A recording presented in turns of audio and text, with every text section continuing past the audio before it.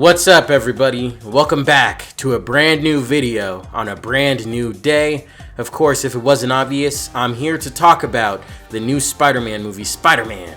Brand new day in theaters right now. And I just want to preface the rest of this video by saying that I have a lot of positive things to say, which is very refreshing and really nice. Just because I'm a bit of a tough cookie. If you couldn't tell from how I run my channel, the types of videos I make, and how often I upload, sometimes I'm a little hard to please. And I definitely have been that way with the MCU Spider-Man trilogy. I'm not a big fan of it. I liked Homecoming. I also thought Far From Home was okay. No Way Home, I do think is kind of a bad movie, just being honest. And Tom Holland's Spider-Man as a whole just hasn't really had the foothold, the grip on me that Tobey Maguire Spider-Man had. Even Andrew Garfield to some extent. Like, I've seen The Amazing Spider-Man 2 just as much times, if not more, than Spider-Man 2, which is my favorite Spider-Man movie. I don't know why that's the case. I love that movie as a kid. I still think it has a lot of entertainment value. And I probably could see myself rewatching it sometime in the future. But that just goes to say this hasn't really been my cup of tea for a while. They've been making those movies since, I want to say 2018, after Civil War came out. And still, I haven't really found a whole lot of joy or attachment to this character. So it just makes me so happy to say that with this movie, I finally do feel like I can get down with this iteration of Spider-Man.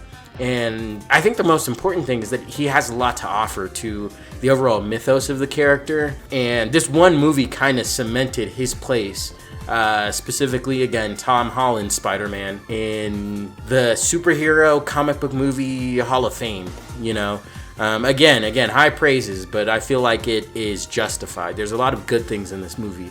I'm going to refrain from spoilers, mainly just because I want this video to reach as many people as possible, but also a lot of the positive things I have to say mainly regard the production of the film, not so much the plot. I think the plot is good. At times, it is standard Marvel affair. I guess that is easier since I don't have as much to say about the story. I'll just start by giving my overall thoughts on it. So the film takes place after the events of No Way Home, namely after the spell that Peter gets Doctor Strange to cast that makes everybody forget who Peter Parker is, and he's kind of dealing with the fallout of that. As a way to cope with this newfound loneliness, he just goes full in on everything Spider-Man.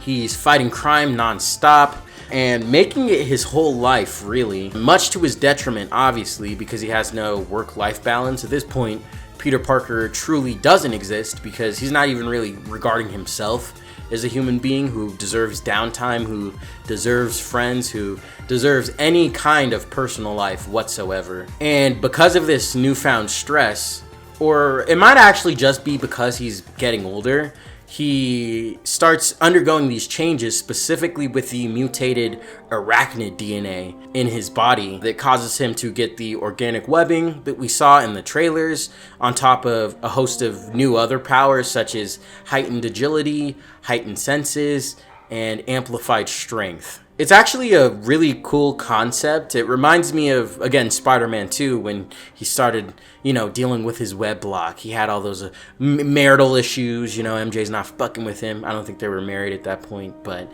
all this stuff is going wrong for Peter in that movie, and it just messes up with his whole flow, his feng shui, his chi. That might be cultural appropriation. Let me cut that off there. But it's kind of the same thing with Holland's Spider-Man. All these new changes are affecting his physiology in disastrous ways. He's losing control of himself. He's losing touch with who he is and what's really important with him. And throughout that, he's dealing with this new threat that only he can really see and anticipate. And that kind of leads to him being the one who leads the charge in really dealing with whatever is happening in New York City. I'm going to leave it there. I think that's a pretty good overview of the premise of this movie. So much so that it's enough for me to actually give my thoughts on it. And I think the biggest thing and the most important thing that I want to say is I really do like the resolution of this film. It's very conclusive, and I think that's kind of a hallmark of every good Marvel movie. The movies I tend to have a real issue with are the ones that lean too heavily into this being a cinematic universe.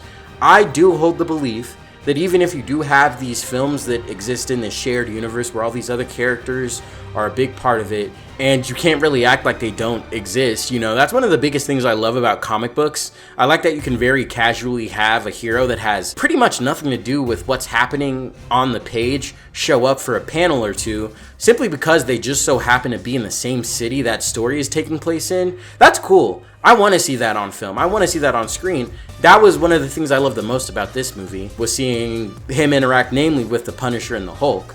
There's some other heads in there, but again, I'm going to try and keep this spoiler free because the movie is still very fresh. It came out like a day or two ago. I feel like it becomes more of a gimmick when you're now sacrificing the integrity of the film on its own for the sake of making callbacks to other movies. And leaving these little like Easter eggs. That's something everybody likes to talk about. Oh, did you see these Easter eggs? What about these Easter eggs? Like it's a scavenger hunt or something, you know, instead of a movie. That's when you lose me. I'm thinking back to like Iron Man. That's a very self-contained movie, but obviously it's the first one, so you know, that's kind of to be expected. But I also think about things like Captain America, the Winter Soldier. It does refer back to the Avengers and events that had happened leading up to that point. But that movie also does feel like a very self-contained adventure. Like, I would show people that movie just because I think it's a good movie. I understand it's a Marvel movie, but it's so good because it just works as a movie. It doesn't work as a good Marvel movie. It doesn't work as a Marvel movie specifically. No, that's just a good movie. And I feel like this movie is the same way. It's simply just a good movie. Granted, it does hinge on things that happened before. Very obviously, again, like I said, the main conflict is a result of actions that were taken in the last Spider-Man movie. So, like, I guess take that with a grain of salt. This movie also couldn't exist as it does if the MCU wasn't a thing. But more so than other MCU movies, there's so much for this movie to stand on just by itself. And that's really a beautiful thing to see. Even disregarding those past movies, there are a bunch of scenes where you were just watching Spider-Man interact with the Punisher, where you were just watching the two interact with the Hulk. And those could be kind of isolated and enjoyed on their own for the sake of them just being like, wow, we have all these, we've gotten to a point where now the comic book page has completely been translated to the silver screen. That's beautiful. You know, that's really cool to see. I'm a big fan of comic books. I'm not as big of a fan of superheroes as I once was, but I have gotten back into it. 6'7", I just bit right on the highway. I have developed a more nuanced appreciation for the genre and the mythos of all these characters and whatnot.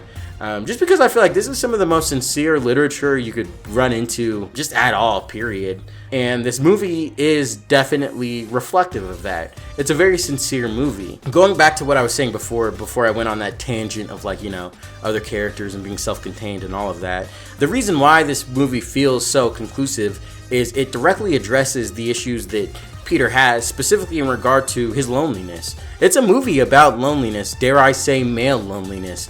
And the resolution, I not only feel is something that a lot of other people could learn from, honestly including myself, but also it's the right solution. It doesn't feel like any loose threads are being left when I got to the end, or yeah, there were any loose threads that, you know, needed to be tied up by the time I got to the end of this movie. Everything really felt wrapped up, and some characters had, you know, less happy endings than other characters, but again, at the end of the day, at the end of the brand new day, it really felt like everybody kind of had their issues addressed, and all of the characters took a step closer towards kind of being where they needed to be and who they really needed to be. One scene I will spoil, just because it's integral to me making this point, is at the end, something happens and Peter is in a lot of trouble, or I should say Spider-Man is in a lot of trouble. It's not looking very good. And the entirety of New York shows up for him to just let him know that he is loved. And they spent a lot of time on this scene. They really hammer this point in of just, we love you, Spider-Man. You mean so much to us, and you're not alone. We couldn't do this without you. And it's such a beautiful thing to see, mainly just because for the majority of this movie, Peter spends most of his time as Spider-Man keeping New York City clean, because he's the pride and joy of the city, and he doesn't feel it at first. And that moment when he finally feels it, not as Spider-Man, but as Peter Parker, it's genuinely so heartwarming. And it really did remind me of why I like superheroes and why I like superhero movies. I think there is a place for superheroes. I think the issue is the fact that these films just haven't been good films on their own. That's always been the problem, and I think that always will be the problem, even looking at the MCU moving forward. These movies just need to be good movies. It's not enough that these are big characters that we're familiar with. This needs to be something that I can like talk to people about and be like, I really enjoyed it and I really felt like it was a good adaptation, and it also took full advantage of the medium that it was being adapted into. Regarding the production stuff, that's everything I think I want to say about the story. Regarding the production stuff, I really enjoy a lot of the focus on practical filming techniques and not relying too heavily on CG. There were moments in the film where I could tell that it was probably CG. There's one scene where Spidey only has the mask on. You'll know what it is when you see it. And that was CG. It looked like CG to me, but it wasn't terrible, which makes me willing to forgive it. But one of the reasons why I also feel like it wasn't terrible is because this film wasn't as reliant on CGI as past Spider-Man films. We all know that opening sequence was filmed and shot very practically. There was a huge use of practical equipment and filming techniques just to get it looking the way it did. And I will say, I do think the opening swing from Amazing Spider-Man 2 does look better. Sony VFX was just cracked at the time. I don't know what the hell they were smoking, but I kind of do think that's still the best looking Spider-Man movie. If there's any reason to watch The Amazing Spider-Man 2, it's simply for the visuals. It's simply for how it looks. I don't care what anyone has to say about the story of that movie. It's a beautiful movie. But this is also a beautiful movie. The costume looks great, and this, I also feel like, was one of the first times we had just seen Spider-Man interact with other people as Spider-Man, not Peter Parker in the Spider-Man costume, which I think is an important distinction. That's kind of how it felt like in some of the past Spider-Man movies, and take that with a grain of salt. I do feel like after saying that out loud, it's a little nitpicky, but I hope some people understand the sentiment I'm trying to, convey and get across. It's nice to just see Spider-Man in costume chopping it up with the layman, with the enemy, with his allies, with all of that. Like, it's nice to see an actual secret identity being in play. That's what it is. There was no secret identity for Peter Parker in those earlier Spider-Man movies, and even in the little cameos that he would make, people knew who he was. And I don't think that there's an issue with some people knowing who he is. It makes sense, especially for the other superheroes and whatnot. That's how it is in the comics. I'm not opposed to that. It's mainly just him being so lenient with the fact that other people know who he is that I take issue with. And it's nice to see that the villain leveraged his secret identity against him. That's a big part of Spider-Man, I feel like. And to see that kind of come back into play once again was really cool. All of the action also looked really good. It was very well choreographed, and all of the set pieces that they included in each and every single fight was super distinct and gave it its own feel. And again, that's cool to see. I'm very impressed with how fresh this movie feels, considering this is the first time Spider-Man, at least in movies, has made it to the 4th installment. Especially considering the fact that me personally was a bit of a cynic, was a bit of a hard critic on the Watch trilogy. It's nice to see that with this new director, I think his name is Dresden, is his first name. I forget what his middle and his last name are, but I think his first name is Dresden. It's nice to see that he actually was able to find a vision that really was fresh and unique and still managed to build on what came before. Like, that's fire. I can't sing him my praises enough. Like, specifically, the Hulk fight in Damage Control was really cool. Not only was it cool to see a return to form for the Hulk, but it also was cool to see him be portrayed in a way where his strength is at the forefront. And me, nowadays, I'm becoming such a big fan of the Hulk mythos. I've been looking into the comics a lot more and learning a little bit more about the character, and I genuinely think he's one of the most nuanced and complex comic book characters out there. And the MCU kind of did him dirty by just kind of giving him this Jekyll and Hyde gimmick. It's really nice that in this movie, they just kind of bring back Hulk for what Hulk is. So it was good to see that. It was really good to see that. Punisher also was really cool. I haven't seen too much of the MCU Punisher stuff. The only exposure I've had to that is the Daredevil series, and I didn't even really finish season 2, so it's very limited, but I did really like the Punisher in this movie. I have heard some people say that John Bernthal, I think is how you pronounce his name, his portrayal of the character is a little off base from the comics, and I can't really talk about that too much because I'm just not familiar with the Punisher's character in the comics, but I'm not gonna lie and say I didn't enjoy watching him on screen. I love Peter's interactions with his friends, Ned and MJ. That was very heartwarming, and the score for this movie was really good. They used some licensed music, but I feel like all of the licensed music was appropriate, and it didn't take away from what was happening on screen. If you want a good example of licensed music taking away from what's going on screen, look at Supergirl. I hate the fact that movie was as bad as it was. There's one final fight scene that for some reason was scored to some very lame acoustic cover of The Wall, and it's so hammy, it's so bad. It genuinely pissed me off because in the credits they have this badass theme, this Supergirl theme that they made specifically for the movie, and they chose to play it at that point in time instead of during the credits, instead of at the climax of the film. Whatever, you're washed. I'm not gonna lie. I might make a video on Supergirl in and of itself. James Gunn, you let me down. I'm not gonna lie. I'm gonna put the blame on that one, on you squarely. You should have known better. You got the wrong writer and the wrong director for that movie, and it's your job to make sure stuff like this doesn't happen. What happened to, we're not gonna ship a product unless the script is really good.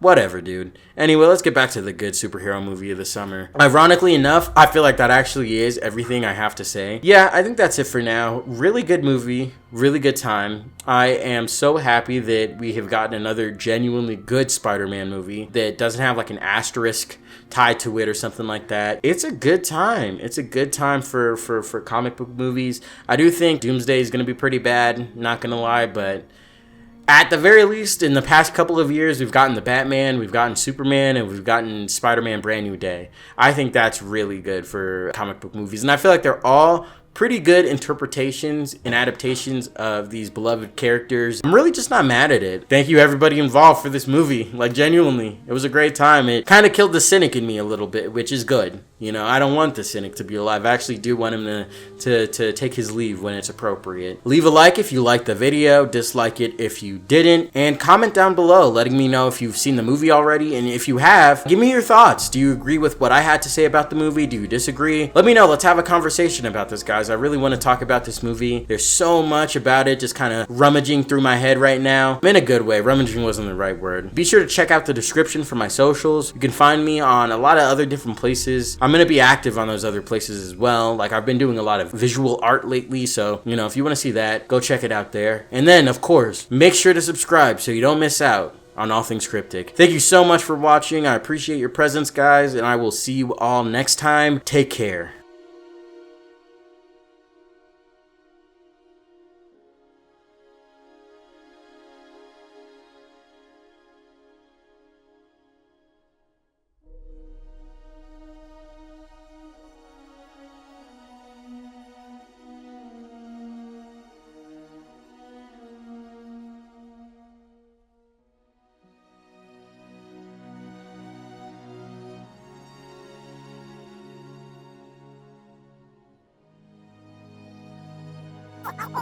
Force in your face.